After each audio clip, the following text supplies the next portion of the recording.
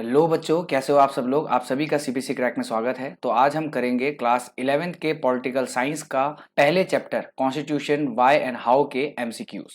तो चलिए शुरू करते हैं। सबसे पहला क्वेश्चन है, what is the number of schedule in constitution of India. Bharat के संविधान में कितने अनुसूचियां हैं। और ये आपके चार ऑप्शन हैं, 8, 10, 11 और 12। तो आपका सही आंसर क्या होगा? आपका सही आंसर होगा 12। शुरुआत में जब कॉन्स्टिट्यूशन बना उस समय हमारे जो अनुसूचियां थी, मतलब जो शेड्यूल थे, वो कितने थे? 8। लेकिन प्रेजेंट में कितने शेड्यूल हैं? 12। तो आपसे कोई भी पूछे कि एट प्रेजेंट कितने शेड्यूल हैं, तो आपका आंसर कितना होगा? 12। स्टार्टिंग में जब हमारा कॉन्स्टिट्यूशन बना था उस समय हमारे पास शेड्यूल कितने थे? 8। इसका एक्सप्लेनेशन भी है, ये आप देख सकते हैं। Indian constitution had originally 8 schedules. जब वो बना था तब उसमें कितने शेड्यूल थे? 8। 8 के बाद जितने ये 4 शेड्यूल अमेंडमेंट एक्ट के द्वारा ऐड किए गए हैं हमारे संविधान में।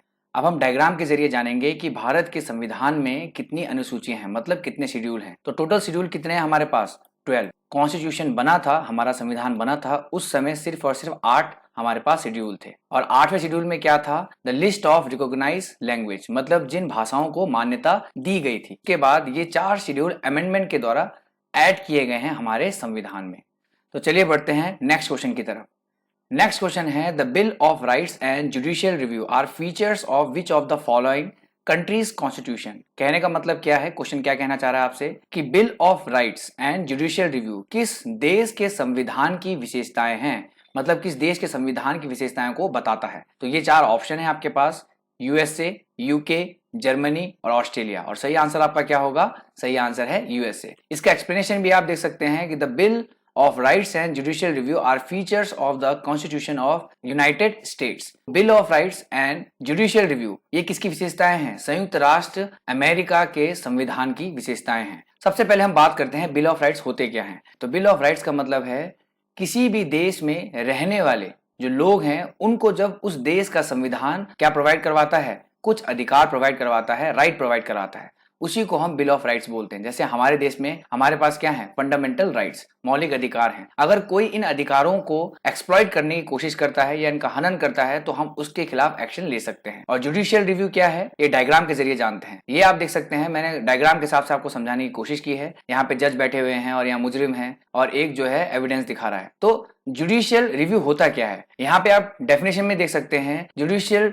Review means Supreme Court of India is empowered to declare law pass by the Indian parliament is null और वॉइड। अगर भारत के पार्लियामेंट में कोई ऐसा कानून आता है, पास होता है, लोकसभा राज्यसभा दोनों में पास होता है, और वो कानून ऐसा कानून है जो देश के लोगों के मौलिक अधिकारों का हनन कर रहा है, मतलब एक्सप्लॉइट कर रहा है, तो हमारा जो जुडिशियल सिस्टम है वो उसको मान्यता नहीं देंगे। और जब वो उसको मान्यता नहीं देता तो वो पूरा का पूरा जो लॉ उन्होंने बनाया है, जो पास किया है, वो जुडिशियल रिव्यू में चले जाता है। मतलब उसको फिर दोबारा से देखा जाएगा, सुधार किया जाएगा, उसके बाद उसमें इंप्लीमेंट किया जाएगा। और उसमें ये सारी चीजें देखी जाएंगी कि देश के लोगों के मौलिक अधिकार में कोई भी छेड़खानी ना हो। तो चलिए बढ़ते हैं नेक्स्ट क्वेश्चन की तरफ। नेक्स्ट क्वेश्चन है, which of the following article deal with citizenship at the time of commencement of the constitution. मतलब जब संविधान हमारा बन चुका था उस समय जो नागरिकता है उसको कौन से अनुच्छेद में डाला गया, कौन से आर्टिकल में डाला गया। तो ये 4 ऑप्शन है आपके पास, आर्टिकल 5, आर्टिकल 6, आर्टिकल 7 और आर्टिकल 8। आपको मैं बताना चाहूंगा कि जब हमारा संविधान बन चुका था, तो संविधान जब बना था तो टोटल नंबर ऑफ आर्टिकल हमारे पास कितने थे? 395 आर्टिकल थे। कितने आर्टिकल थे बच्चों? 395 आर्टिकल्स थे। और कितने शेड्यूल थे? हमारे पास 8 शेड्यूल थे उस समय। अभी कितने शेड्यूल हैं? 12 शेड्यूल हैं। और कितने आर्टिकल हैं? 448। और ये आर्टिकल और ज्यादा बढ़ सकते हैं भविष्य में जब कभी भी कोई अमेंडमेंट होगा। हम बात कर रहे हैं यहाँ पे किसकी? सिटीजनशिप की। जैसे आप लोगों के पास नागरिकता होगी भारत देश की, उसी को हम सिटीजनशिप कहते हैं, जो ये बताता है कि आप भारत के निवासी हैं, आप भारत में रहते हैं। तो ये डायग्राम में आप देख सकते हैं, मैंने ऐसी डायग्राम बनाया है आप लोगों के लिए कि किसको इंडियन कहा जाएगा और किसको इंडियन नहीं कहा जाएगा। वैसे हमें 5 तरीकों से सिटीजनशिप मिलती है। पहला है बाय बर्थ, दूसरा है बाय न्यूट्रलाइजेशन, तीसरा है बाय रजिस्ट्रेशन और चौथा है बाय डिसेंट। बाय बर्थ का मतलब क्या है? कोई भी व्यक्ति जिसने जन्म लिया हो भारत की टेरिटरी में, उसको भारत की नागरिकता बाय बर्थ के द्वारा दी जाएगी। बाय न्यूट्रलाइजेशन का मतलब है कोई भी ऐसा व्यक्ति जो भारत में 12 साल से रह रहा हो या 12 साल से भी ज्यादा हो गए हो उसे रहते रहते, तो इस न्यूट्रलाइजेशन के तहत उसको भारत की नागरिकता दी जाएगी। बाय रजिस्ट्रेशन का मतलब क्या है? कोई भी ऐसा व्यक्ति जो भारत में 5 साल से अधिक वर्षों तक रहा है और यहाँ से कहीं भी नहीं गया, 5 साल हो सकते हैं, ये टाइम टाइम चेंज होता रहता है, 5, 10 साल, 15 साल, तो वो अपने आप को रजिस्टर कर कर भारत की नागरिकता हासिल कर सकता है। बाय डिसेंट का मतलब क्या है? वो व्यक्ति भारत की नागरिकता ले सकता है जिसके मदर और फादर कभी ना कभी भारत के नागरिक रहे होंगे, उसको बाय डिसेंट के द्वारा भारत की नागरिकता दी जाती है। फॉर एग्जांपल जैसे एनआरआई हो गए, एनआरआई भारत में रहते थे लेकिन वो अब कहाँ रह रहे हैं? विदेश में रह रहे हैं। अगर उनके बच्चों को सिटीजनशिप चाहिए किसकी? भारत की, तो वो बाय डिसेंट के द्वारा ले सकते हैं क्योंकि उनके पूर्वज भारत में रहते थे और उनके पास भारत की नागरिकता थी। उन्हीं की नागरिकता के बिहाफ पे इन बच्चों को भी नागरिकता मिलेगी और उस प्रोसेस को हम क्या बोलते हैं? By descent. तो चलिए बढ़ते हैं नेक्स्ट क्वेश्चन की तरफ। नेक्स्ट क्वेश्चन है on which date first meeting of constituent assembly was held? पहली बार किस तारीख को कॉन्स्टिट्यूएंट असेंबली ने अपनी पहली मीटिंग रखी थी? तो ये है आपके पास 4 ऑप्शन, 9 दिसंबर 1946, 9 नवंबर 1946, 26 दिसंबर 1946 या 26 नवंबर 1946। तो आपका सही आंसर क्या होगा? आपका सही आंसर होगा ए, 9 दिसंबर 1946। ये आप इसका एक्सप्लेनेशन देख सकते हैं। इसमें क्या बोला गया है? The first meeting of constituent assembly was held on 9 दिसंबर 1946। तो पहली बार जो कॉन्स्टिट्यूएंट असेंबली की मीटिंग रखी गई थी वो 9 दिसंबर 1946 में रखी गई थी और इसमें सभी मेंबर्स ने हिस्सा नहीं लिया था। जितने भी कॉन्स्टिट्यूएंट असेंबली के सारे मेंबर थे उन्होंने हिस्सा नहीं लिया था और इसमें मुस्लिम जो लीग था उसने भी बॉयकॉट कर दिया था, मतलब उसका तिरस्कार कर दिया था। वो लोग भी इस मीटिंग में नहीं आए। ये आप डायग्राम में देख सकते हैं। 9 दिसंबर 1946 को सबसे पहली बार कॉन्स्टिट्यूएंट असेंबली की मीटिंग रखी गई थी। चलिए बढ़ते हैं नेक्स्ट क्वेश्चन की तरफ। नेक्स्ट क्वेश्चन है which of the following article grant right to equality to citizen of India? मतलब ऐसा कौन सा आर्टिकल है जो भारत के लोगों को राइट टू इक्वालिटी मतलब समानता का अधिकार देता है? ये है आपके पास 4 ऑप्शन। पहला ऑप्शन है 13 to 17, दूसरा ऑप्शन है 14 to 18, तीसरा ऑप्शन है आर्टिकल 16 to 20, चौथा ऑप्शन है आर्टिकल 15 to 19। तो आपका सही आंसर क्या होगा? आपका सही आंसर होगा option B, article 14 to 18। Article 14 to 18 के तहत राइट टू इक्वालिटी दी जाती है भारत के लोगों को। ये आप इसका एक्सप्लेनेशन देख सकते हैं कि 18 से लेकर 14 जो इंडियन कॉन्स्टिट्यूशन में आर्टिकल हैं उसमें राइट टू इक्वलिटी आता है, मतलब समानता का अधिकार, सबको बराबर का अधिकार मिलेगा। आर्टिकल 14 आपको क्या बताता है? आर्टिकल 14 आपको ये बताता है कि सभी लोग कानून के समक्ष एक समान है। कोई अमीर, कोई गरीब, कोई ऊंची जाति का, कोई नीची जाति का, ऐसा बिल्कुल भी नहीं है। कानून के समक्ष सारे के सारे एक समान है और सबको बराबर की प्रोटेक्शन दी जाएगी भारत देश के कानून द्वारा और यही बताया गया है राइट टू इक्वालिटी में। कहां से लेकर कहां तक आते हैं आर्टिकल? 14 से लेकर 18 तक आते हैं आर्टिकल। ये आप डायग्राम में देख सकते हैं। ये क्या दिखा रहा है? जेंडर इक्वालिटी दिखा रहा है, मतलब जितने राइट्स भारत में महिलाओं के पास हैं उतने ही राइट्स पुरुषों के पास भी हैं। दोनों के पास बराबर राइट्स हैं। इनमें से किसी के पास भी ऐसा एक्स्ट्रा राइट नहीं होगा जो पुरुषों के पास ना हो और जो पुरुषों के पास है वो महिलाओं के पास ना हो। तो ये क्या दिखा रहा है? इक्वालिटी दिखा रहा है। जितने राइट्स इनके पास है उतने राइट्स महिलाओं के पास भी होंगे। यही है राइट टू इक्वालिटी। यहाँ आप देख सकते हैं, यहाँ पे आप लोगों को अलग अलग धर्म के लोग मिलेंगे। पहला हिंदू, दूसरा मुस्लिम, तीसरा सिख और चौथा ईसाई। ठीक है, और धर्म भी होंगे बहुत सारे, बुद्धिज्म होगा, जैनिज्म होगा। तो इसमें क्या दिखाने की कोशिश की गई है कि अलग अलग धर्म के लोगों को समान अधिकार मिलेगा हमारे भारतीय संविधान में। किसी भी धर्म को मान्यता नहीं दी गई है भारत के संविधान में, क्योंकि हमारा भारत देश एक सेकुलर देश है और जो भी सेकुलर देश होता है वहां पे किसी भी धर्म को मान्यता नहीं मिलती। तो यहाँ पे भी किसी धर्म को मान्यता नहीं दी गई है। यहाँ सभी धर्मों के लोगों के पास एक समान अधिकार है। आई होप आप लोगों को समझ में आया होगा। तो चलिए बढ़ते हैं नेक्स्ट क्वेश्चन की तरफ। नेक्स्ट क्वेश्चन है which article of Indian constitution contain the provision of national emergency?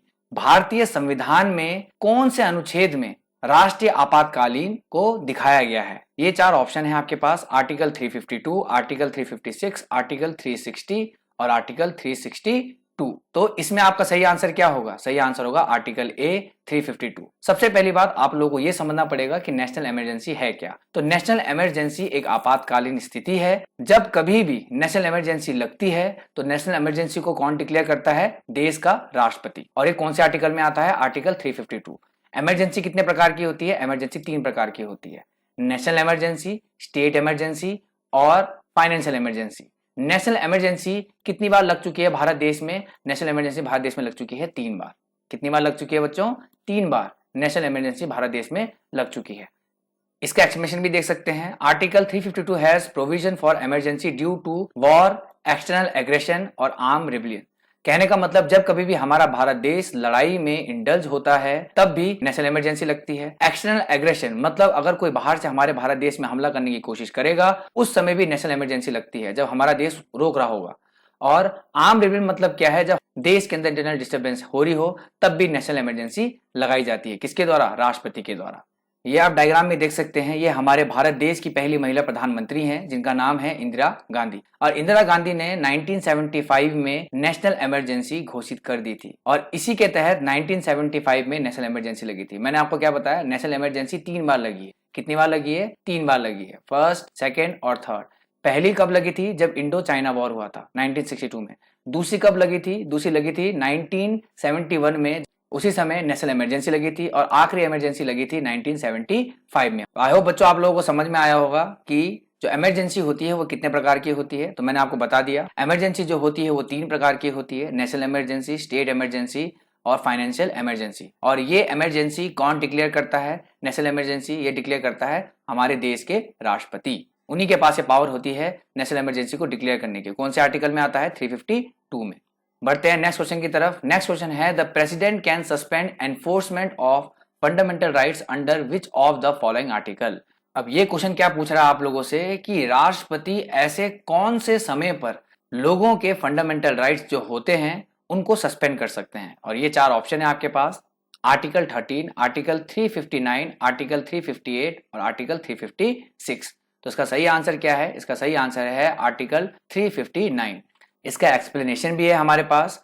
राष्ट्रपति द्वारा फंडामेंटल राइट्स को सस्पेंड कर दिया जाता है। और कब कर दिया जाता है? जब देश में क्या चल रहा हो? नेशनल इमरजेंसी चल रही हो। और कब होता है? जब हमारा देश लड़ाई में इंडल्ज हो, इंटरनल डिस्टर्बेंस हो रही हो या एक्सटर्नल एग्रेशन हो रहा हो, तब जो है भारत देश में नेशनल इमरजेंसी घोषित कर दी जाएगी। किसके द्वारा घोषित कर दी जाएगी? राष्ट्रपति द्वारा। और इसमें हमारे कुछ फंडामेंटल राइट्स क्या हो जाएंगे बच्चों? सस्पेंड हो जाएंगे।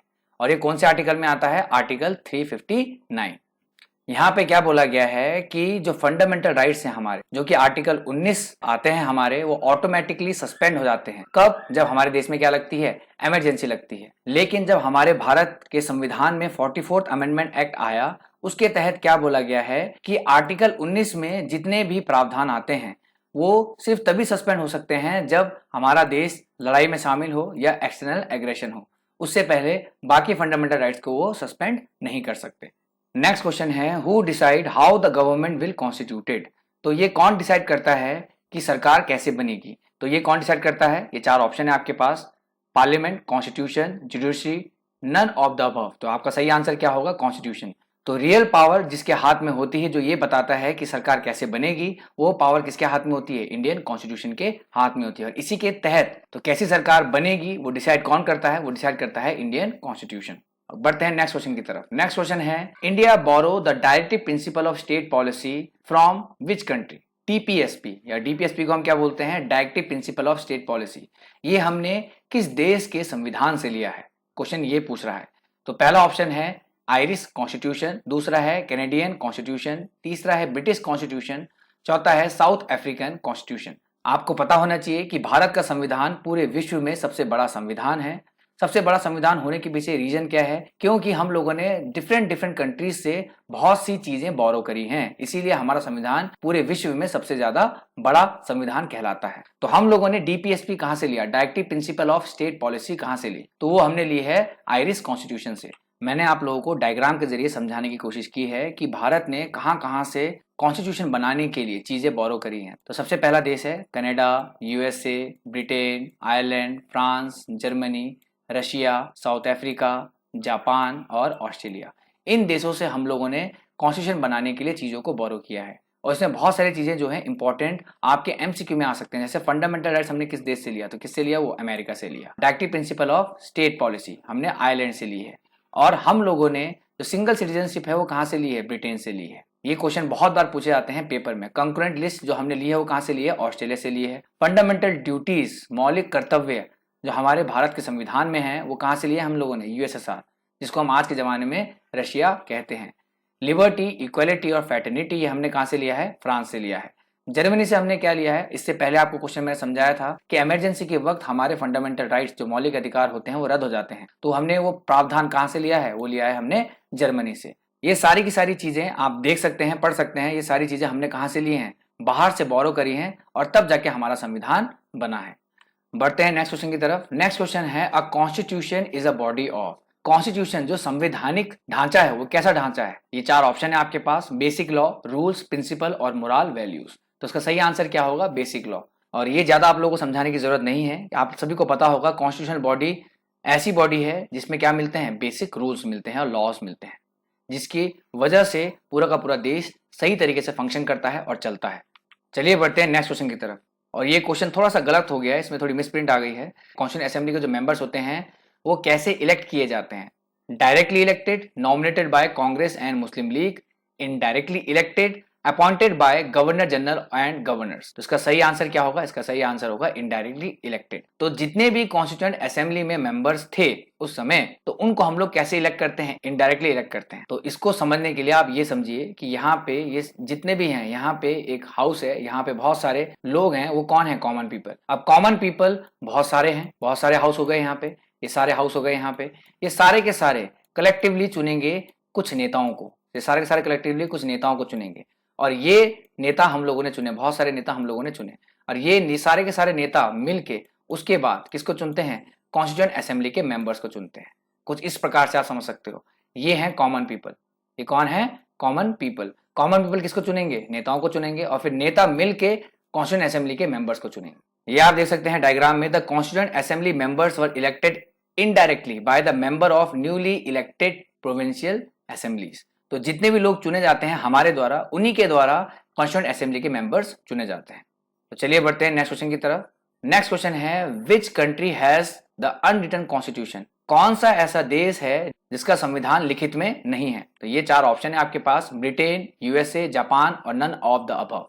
तो आपका सही आंसर क्या होगा, आपका सही आंसर होगा ब्रिटेन। ऐसी बहुत सारी कंट्रीज हैं जिनका जो कॉन्स्टिट्यूशन है वो अनरिटन है, और इसमें से एक कंट्री कौन है, ब्रिटेन। ब्रिटेन का संविधान भी लिखित में नहीं है, बच्चों याद रखना। ओके, अब इसको मैप के जरिए देखते हैं कि मैप में ब्रिटेन कहाँ पे है। तो यहाँ पे देख सकते हैं, ये जो दिखा रखा है मैंने रेड कलर से, ये क्या है आपका, ये है ब्रिटेन।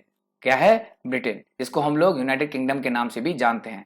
इसको और एनलार्ज करके अगर देखेंगे तो इसको पुराने जमाने में क्या बोला जाता था, ग्रेट ब्रिटेन, और अभी भी ग्रेट ब्रिटेन ही बोला जाता है। तो ये पूरा का पूरा ब्रिटेन है बच्चों। इसका जो कॉन्स्टिट्यूशन है वो कैसा है, अनरिटन है। नेक्स्ट क्वेश्चन है, the freedom of speech and expression fall under. तो जो बोलने का अधिकार है और अपने भाव है उसे व्यक्त करने का जो अधिकार है वो कौन से आर्टिकल में आता है, आर्टिकल 17, आर्टिकल 16, आर्टिकल 18 या आर्टिकल 19। तो आपका सही आंसर क्या है, आर्टिकल 19। ये आप देख सकते हैं कि आर्टिकल 19 में आता क्या क्या है, all the citizen shall have the rights, मतलब उनको अपनी बात रखने का अधिकार है। कौन सा राइट दिया गया है आप लोगों को, आपको बोलने का अधिकार है, अपनी बात आप सरकार के सामने रख सकते हैं। जैसे यहाँ पे देखिए, आप लोगों ने देखा होगा बहुत सारे लोग जो है विरोध करते हैं अगर सरकार की कोई नीति उनको अच्छी नहीं लगती, तो ये इसी में आता है, to freedom of speech and expression. Second आता है, असेंबल पीसफुली विदाउट आर्म। ये आप डायग्राम में देख सकते हैं, बहुत सारे लोग एक साथ गैदर हुए हैं और ये सरकार की नीतियों का क्या कर रहे हैं, विरोध कर रहे हैं, जो नीतियां इनको अच्छी नहीं लगी। तो हमारे भारत देश में भी आप लोग सरकार की नीतियों का विरोध कर सकते हैं, लेकिन आपके पास कोई भी क्या नहीं होना चाहिए, हथियार नहीं होना चाहिए। नेक्स्ट राइट जो आपको मिला है वो मिला है एसोसिएशन एंड यूनियन का। कौन से आर्टिकल के तहत, आर्टिकल 19 के तहत। और आप इसमें एसोसिएशन बना सकते हैं और यूनियन बना सकते हैं, कोई भी आपको नहीं रोकेगा एसोसिएशन और यूनियन बनाने के लिए। नेक्स्ट है आप लोगों का कि आप किसी भी प्रोफेशन को कैरी कर सकते हैं। ऑक्यूपेशन, ट्रेड, बिजनेस, आप कहीं पे भी जाके बिजनेस कर सकते हैं, कहीं पे भी जाके अपना व्यापार चला सकते हैं। कोई भी ऑक्यूपेशन आप अपना सकते हैं, चाहे आपको साइंटिस्ट बनना हो, इंडियन आर्मी में ऑफिसर बनना हो, नेवी में ऑफिसर बनना हो, या फिर डीआरडीओ में साइंटिस्ट बनना हो। कहने का मतलब क्या है, आप किसी भी प्रोफेशन को फ्रीली कर सकते हैं, कोई आपको नहीं रोकेगा। इसमें और राइट भी दिए गए हैं, to move freely throughout the territory of India, मतलब आप भारत के किसी भी हिस्से में जा सकते हैं, आपको कोई नहीं रोकेगा। जैसे आप लोग जाते हैं उत्तराखंड से, अगर आप दिल्ली जाओगे या फिर दिल्ली से आप मुंबई जाओगे तो आपको कोई भी नहीं रोकेगा, आप फ्री हो भारत के किसी भी हिस्से में जाने के लिए। जब हम अंग्रेजों के गुलाम हुआ करते थे तब हम लोगों को एक जगह से दूसरी जगह जाने के लिए अंग्रेजों की परमिशन चाहिए होती थी, लेकिन जब हम आज़ाद हो गए तो आर्टिकल 19 के तहत हमारे पास ये अधिकार आया कि आप भारत के किसी भी हिस्से में बिना किसी रोक टोक के जा सकते हो।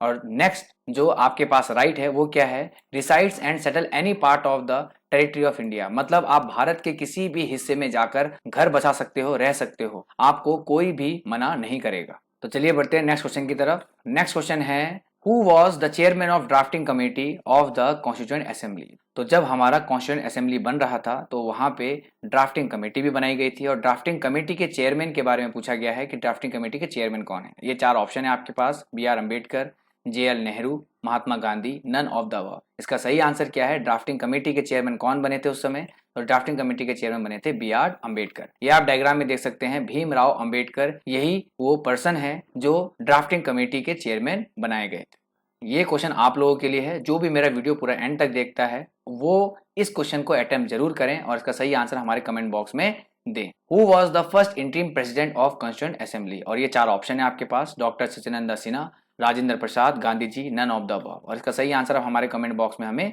दे सकते हैं। और अगर आप हमारे चैनल पर नए हैं तो आप सब्सक्राइब कीजिए और बेल आइकन को दबाना ना भूलें ताकि नेक्स्ट वीडियो सबसे पहले आप तक पहले पहुंच सके। Thank you.